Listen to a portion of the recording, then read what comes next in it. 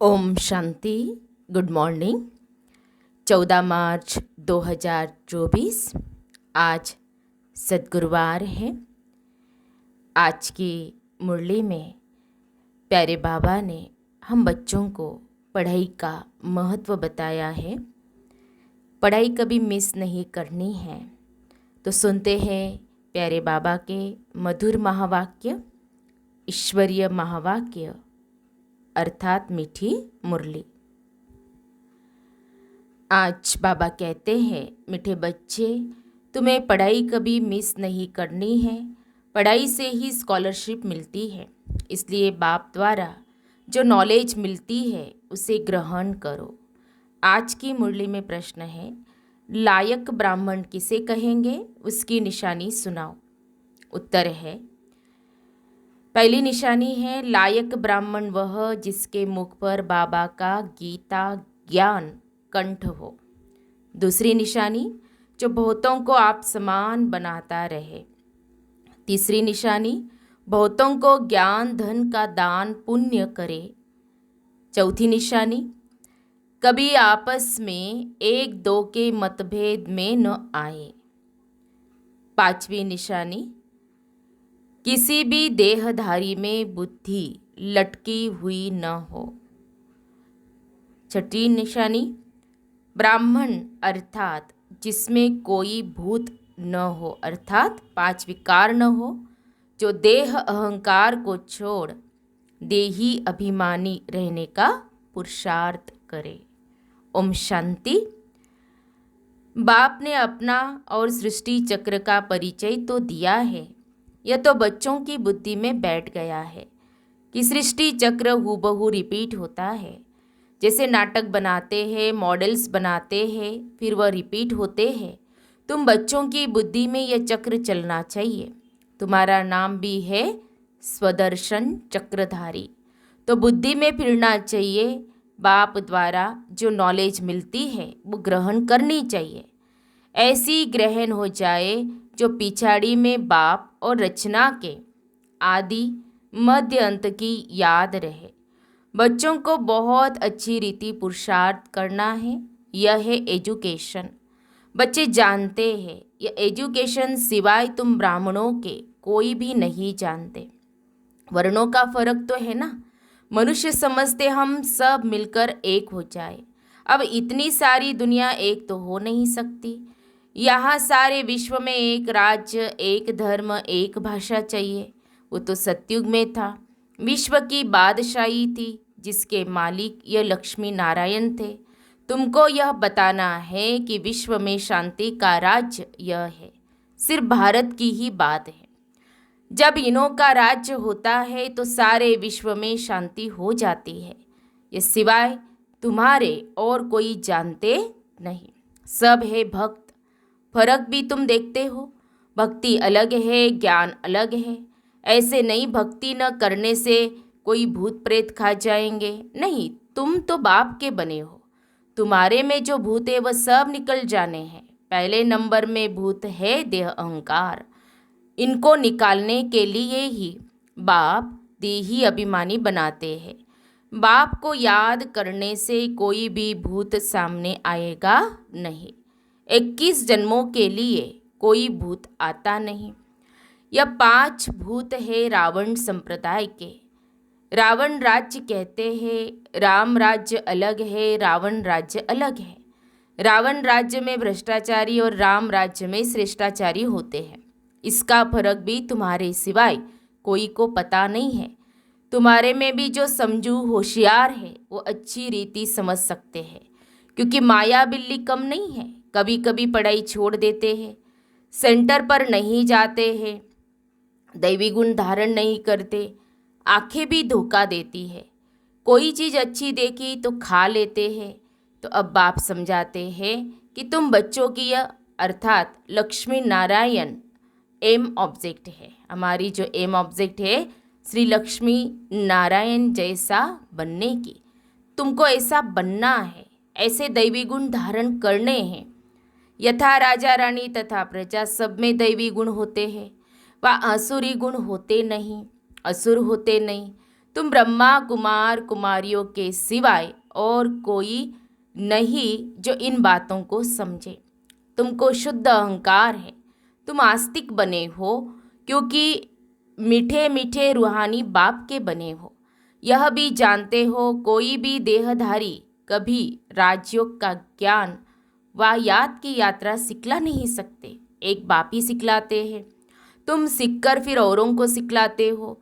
तुमसे पूछेंगे तुमको यह किसने सिखाया, तुम्हारा गुरु कौन है? क्योंकि टीचर तो आध्यात्मिक बातें नहीं सिखलाते, ये तो गुरु ही सिखलाते हैं। ये बच्चे जानते हैं हमारा गुरु नहीं, हमारा है सतगुरु। उनको सुप्रीम भी कहा जाता है।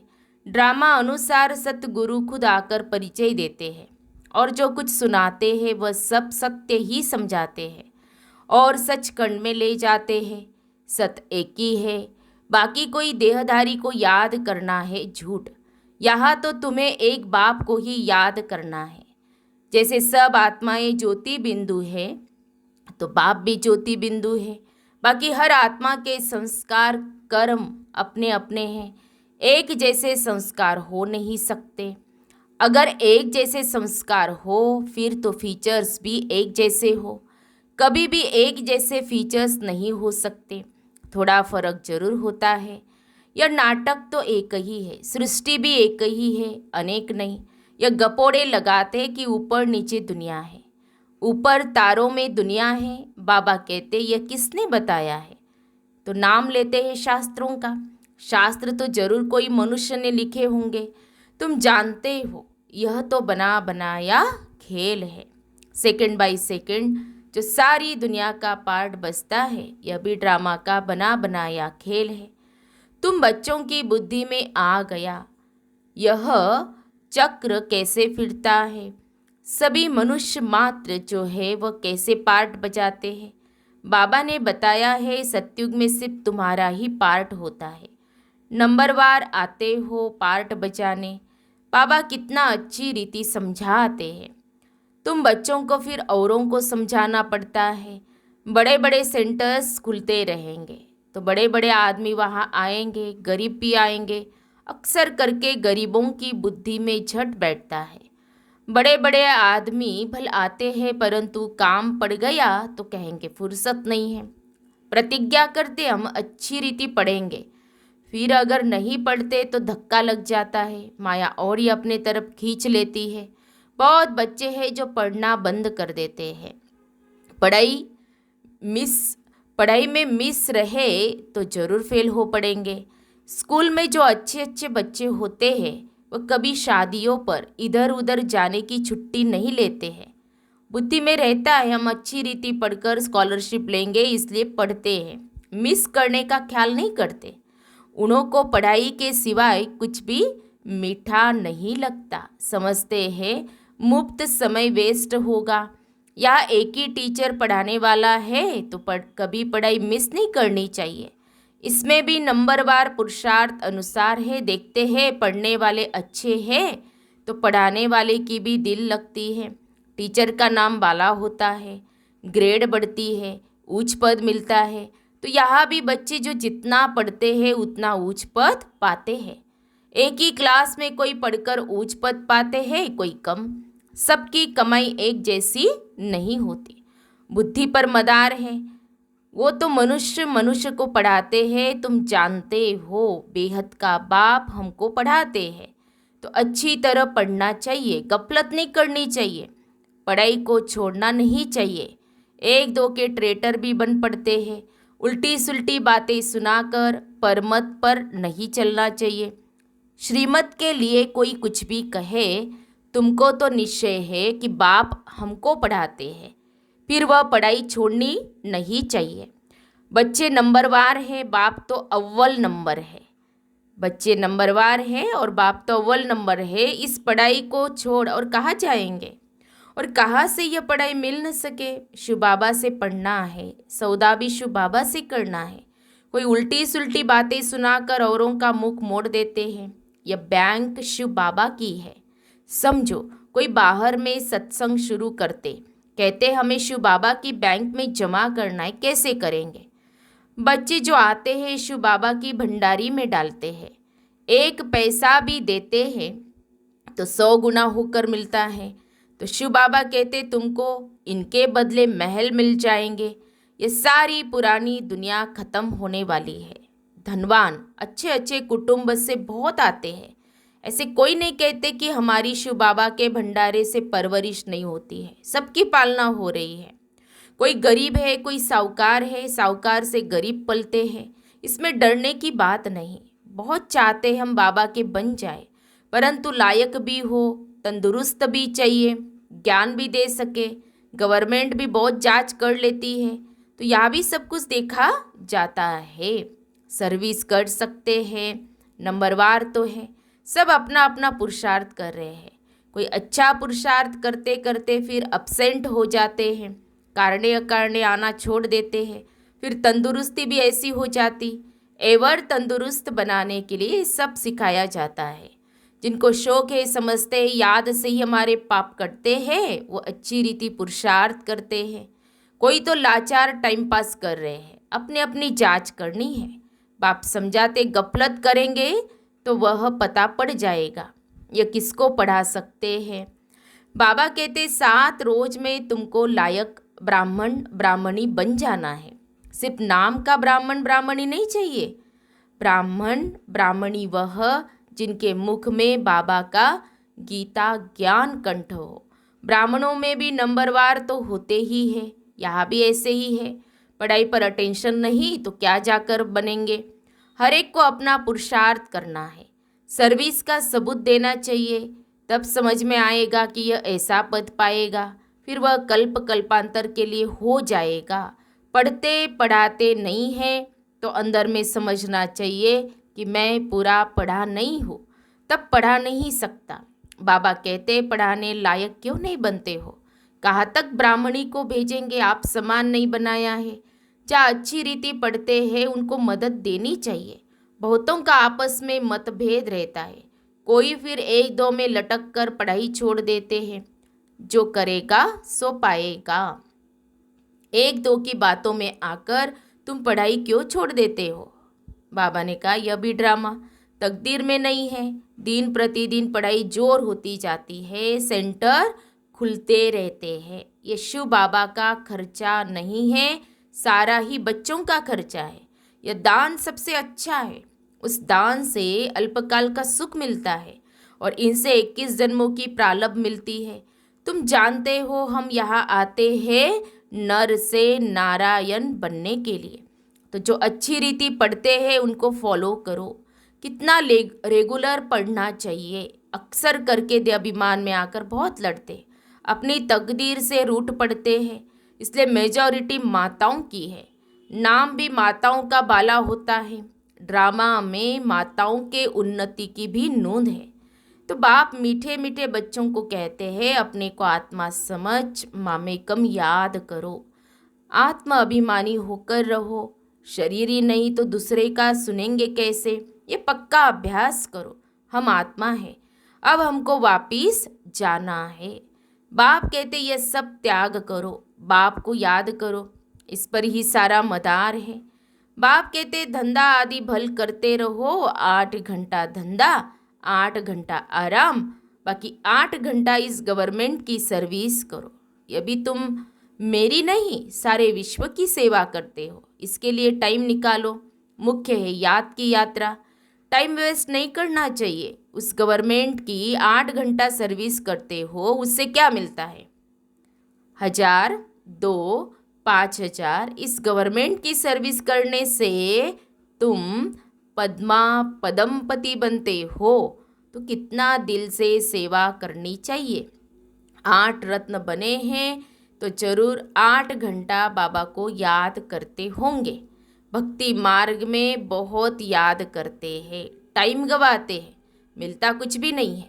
गंगा स्नान जप तप आदि करने से बाप नहीं मिलता है। जो वर्षा मिले, यहाँ तो तुमको बाप से वर्षा मिलता है। अच्छा, मीठे मीठे सिखी लदे बच्चों प्रति मात पिता बाप दादा का याद प्यार और गुड मॉर्निंग। रूहानी बाप की रूहानी बच्चों को नमस्ते। हम रूहानी बच्चों की रूहानी बाप दादा को याद प्यार और नमस्ते नमस्ते। ओम शांति ओम शांति ओम शांति। गुड मॉर्निंग बाबा, शुक्रिया बाबा, थैंक्स बाबा, पद्मा पदम, शुक्रिया बाबा आपका। धारणा के लिए मुख्य सार, आज की मुरली का सार 2 पॉइंट में। पहली पॉइंट, श्रीमत को छोड़ कभी परमत पर नहीं चलना है। उल्टी सुल्टी बातों में आकर पढ़ाई से मुख नहीं मोड़ना है। मतभेद में नहीं आना है। दूसरी पॉइंट, अपनी जांच करनी है कि हम कहाँ गफलत तो नहीं करते हैं। पढ़ाई पर पूरा अटेंशन है, समय व्यर्थ तो नहीं गवाते हैं, आत्म अभिमानी बने हैं, रूहानी सेवा दिल से करते हैं। प्यारे बाबा का, सद्गुरु बाबा का वरदान है, रूहानी अथॉरिटी के साथ निरहंकारी बन सत्य ज्ञान का प्रत्यक्ष स्वरूप दिखाने वाले सच्चे सेवाधारी भव। रूहानी अथॉरिटी के साथ निरहंकारी बन सत्य ज्ञान का प्रत्यक्ष स्वरूप दिखाने वाले सच्चे सेवाधारी भव। जैसे वृक्ष में जब संपूर्ण फल की अथॉरिटी आ जाती है तो वृक्ष झुक जाता है, अर्थात निर्माण बनने की सेवा करता है। ऐसे रूहानी अथॉरिटी वाले बच्चे, जितनी बड़ी अथॉरिटी उतने निर्माण और सर्व के स्नेही होंगे। अल्पकाल की अथॉरिटी वाले अहंकारी होते हैं, लेकिन सत्यता की अथॉरिटी वाले अथॉरिटी के साथ निरंकारी होते हैं। और यही सत्य ज्ञान का प्रत्यक्ष स्वरूप है। सच्चे सेवाधारी की वृत्ति में जितनी अथॉरिटी होगी, उसकी वाणी में उतना ही स्नेह और नम्रता होगी। स्लोगन है, भाग्य का आधार त्याग है, बिना त्याग के भाग्य नहीं मिलता। भाग्य का आधार त्याग है, बिना त्याग के भाग्य नहीं मिलता। तो हम सब ने सुने प्यारे बाबा के मधुर महावाक्य, मीठी मुरली। आज विशेष प्यारे बाबा ने हम बच्चों को अटेंशन दिलाया है कि बच्चे चाहे कुछ भी हो जाए, लेकिन पढ़ाई कभी मिस नहीं करनी है। पढ़ाई पर पूरा पूरा अटेंशन देना है। आज सद्गुरुवार है, प्यारे बाबा को भोग भी लगेगा। ओम शांति।